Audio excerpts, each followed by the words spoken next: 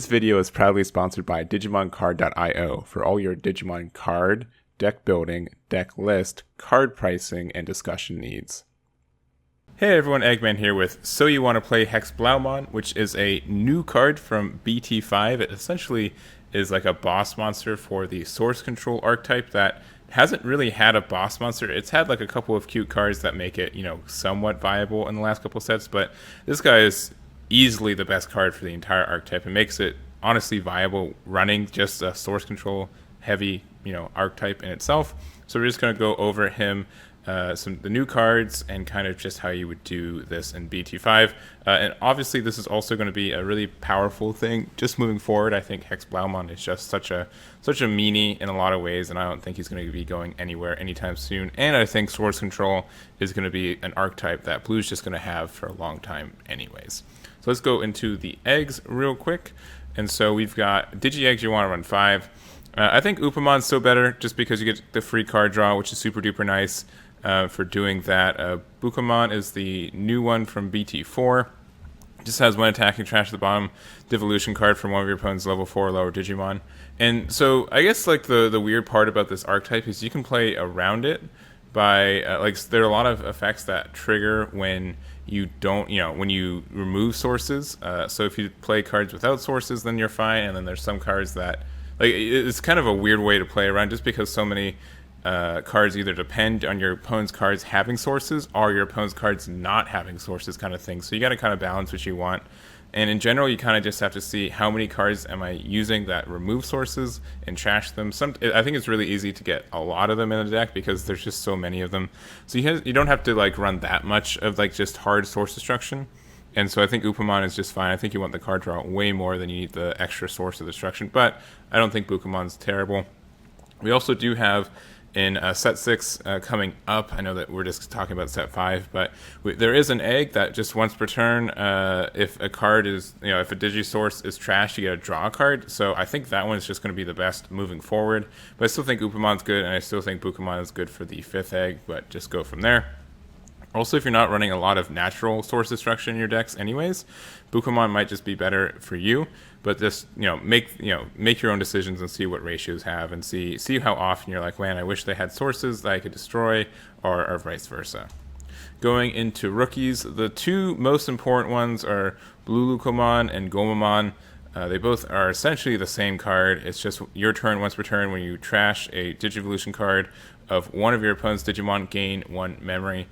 Just extends all of your plays. Just get a lot of source, a lot of benefits for using your source destruction. Memory is such a valuable resource, and to do it for doing something you want to do anyways is super duper nice, and just being able to consistently do that.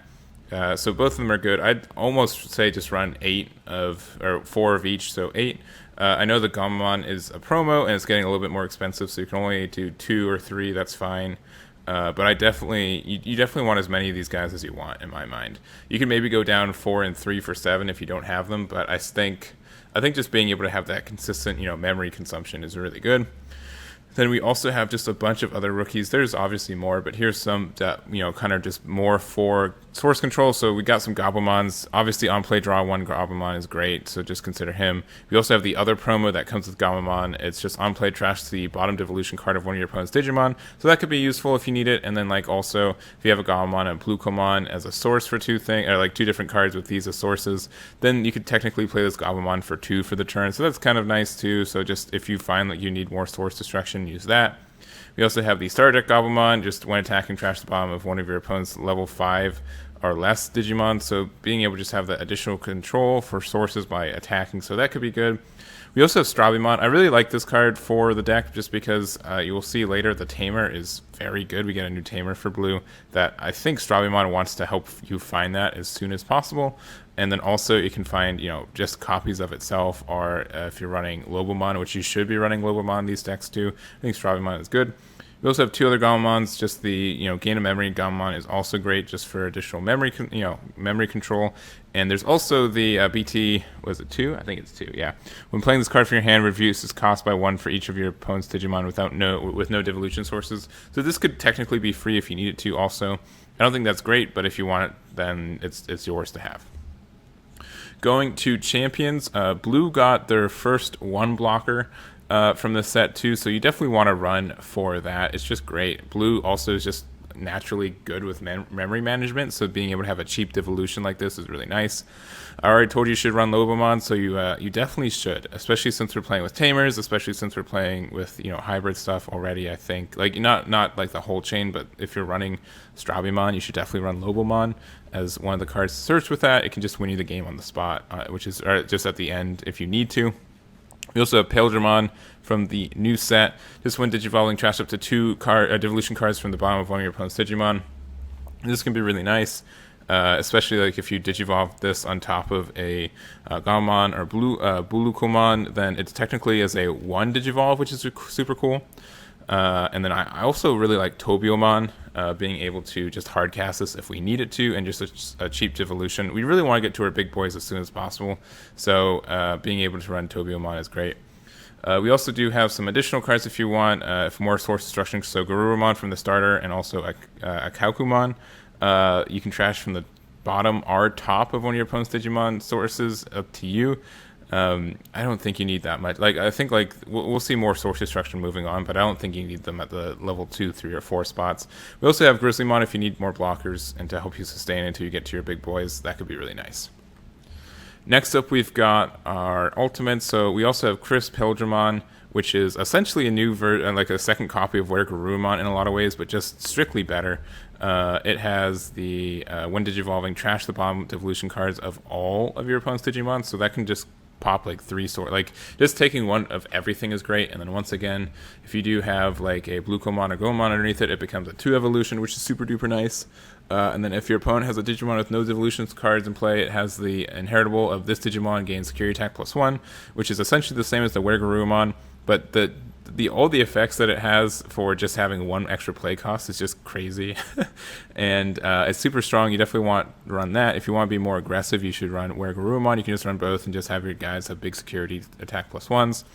Also, Zudomons are both great. I like to start the super rare from set 1. It just has on play draw 2, and then also the inheritable when attacking. If your opponent has a Digimon with no devolution cards in play, gain 1, which is a super easy gain 1 in my mind. It's also not once per turn, so if you have a way to do more than 1 swing, you get more than 1 memory. And sometimes I find like you need a lot of cycles, so being able to get that draw 2 is kind of nice. Also, just the starter deck, Zudomon is also fine as well. Just a devolution, trash 2 cards at the bottom of one of your opponent's Digimon. I still like Crisp Paildramon. It does pretty much the same thing, and it's just better since it has an inheritable. But if you need more source destruction, then run Zudomon. There's also 2 fringe cards. There's Mach Gaugomon, has a Digiburst that trash 2 for 2 return one of your opponent's level 4 lower Digimon to their owner's hand, trash all devolution cards of that Digimon.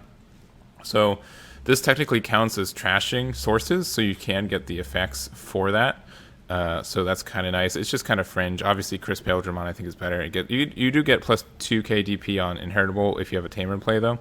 And we also have Marin Chimeramon, which is essentially the purple Chimeramon, but you return 1 Digimon to your hand, and you return one of your opponent's Digimon with no sources to their hand and trash all their cards. So that can be also kind of nice if you're able to remove enough sources, and you get this big 5 dropout, and you can return anything. So like a level 6, 7. If they have like a Millenniumon that they revived that turn with no sources underneath it afterwards, you can just do that. So I think there's just some good stuff with it too. But these are the cards I would consider for this slot. Moving on to the megas, you should 1000% play HexeBlaumon. I hope this doesn't come for a surprise for you or your wallet, but it's just a great card. It's 11k, Digivolve for 3. It has when attacking, trash up to 2 Digivolution cards from the bottom of one of your opponent's Digimon.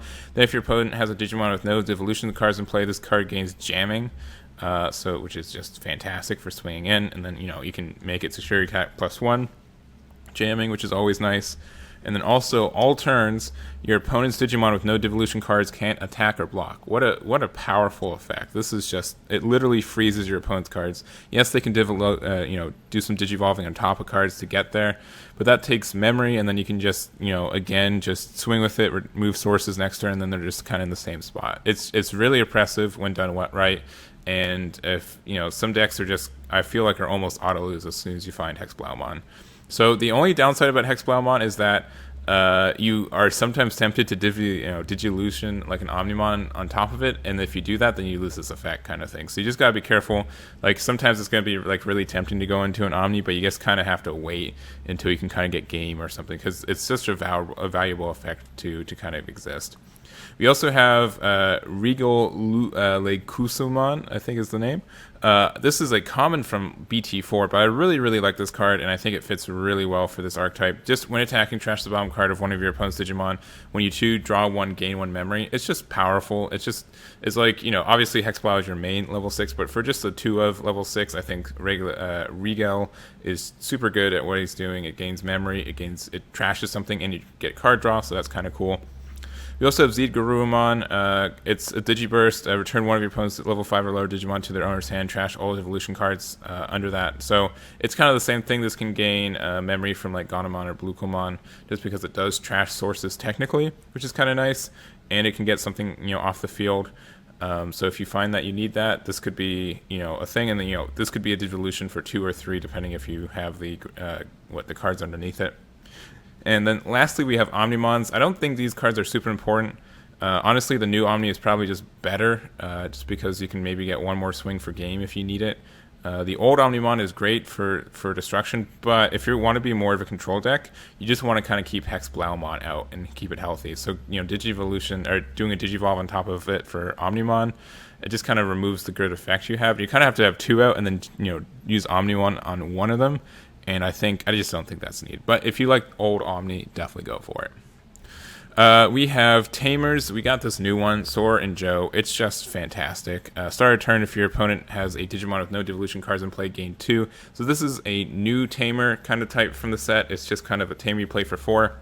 Instead of setting you to 3, it gains 2 memory if a certain condition is met, which is super nice, which also makes it more, your opponent can kind of play around. It just has more interaction than I'd say like the old kind of just set it to 3 every time. Also, if you have more than one of this Tamer out, you can stack their effects. So if you have 2 of these guys out, you're guaranteed to start at 5 as long as you meet their conditions, which is kind of cool. Also, as a your turn, when you attack with a blue Digimon, you suspend this Tamer to trash up to 2 Devolution cards from the bottom of one of your opponent's Digimon, which is just absurd, especially when like you can stack it with like Upamon, or if you have like any like Ganomon, like anything, like it just procs stuff, which is super cool. And then like once again, if you don't really want to pop things, you just want things to be stuck on board with HexeBlaumons, and then you get all the effects that you need for having cards without sources. So this is like one of the best cards for that, being able to gain more memory and just have honestly more memory than you know what to do with sometimes. It's just super great. The old mat is super fine too, just because it does set you 2-3 always. So if you want to run like 1 or 2 of those, I don't think that's bad. And then also when you play Blue Digimon, you can suspend this Tamer to trash the bottom Devolution card of one of your opponents, so it can also do some source destruction. We also have Joe. When one of your opponent's Devolution cards is trashed, you may suspend this Tamer to gain 1. I feel like he's just a little bit slow, but I mean he's still fine. I think he's an okay Tamer for what you want. So if you want to go like super memory ramp, you can use that. And then we also have the Star Deck mat. I could probably see running 1 or 2 of these. Like I would definitely run 3 or 4 Sora and Joe, and then if you want more Tamers, you can run 1 or 2 of any one of these 3, whichever one's your favorite. But just being able to gain that extra memory is kind of like a mini Sora Joe, but you also don't get the effects for that. So it's fine, especially for something that just costs 2. I think it's cool.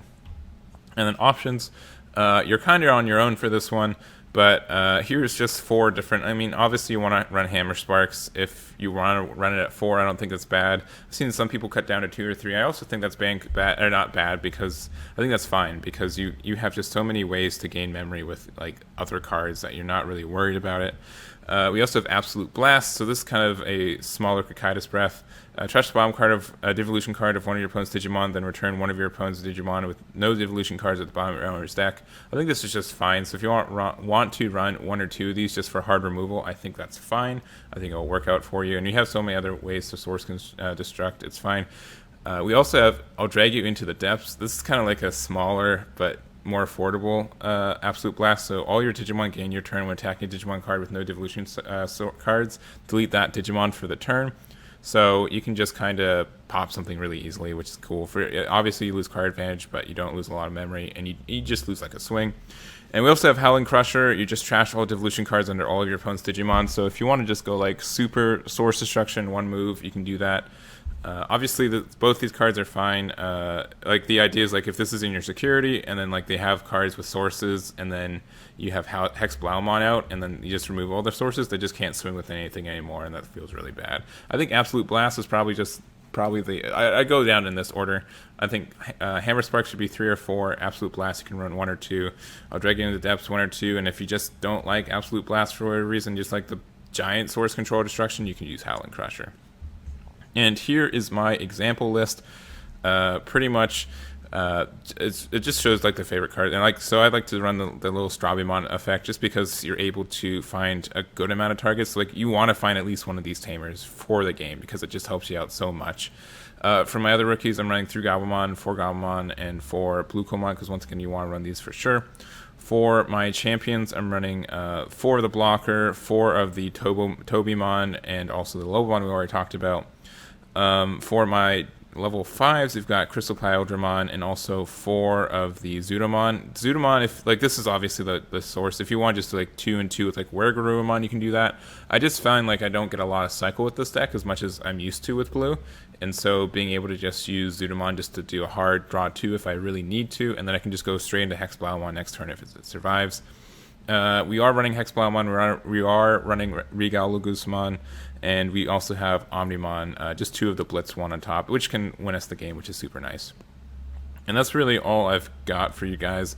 I think this list I think is super solid. I think if you want like a good starting list, you can go from here. If you don't have the Omnimons, just don't play them. You can just run something else. You don't really even need them that bad. They're just more of a nice to have. And then obviously I think the other expensive card is Gamamon, so just get as many as you can. But this should be a good start for you guys who want to kind of look at the archetype and see how it goes. But that should be it for me. Let me know what you guys think about this list. Let me know what kind of archetype you guys want me to cover next time, and that should be it. So thank you guys so much for watching, and I'll catch you all next time.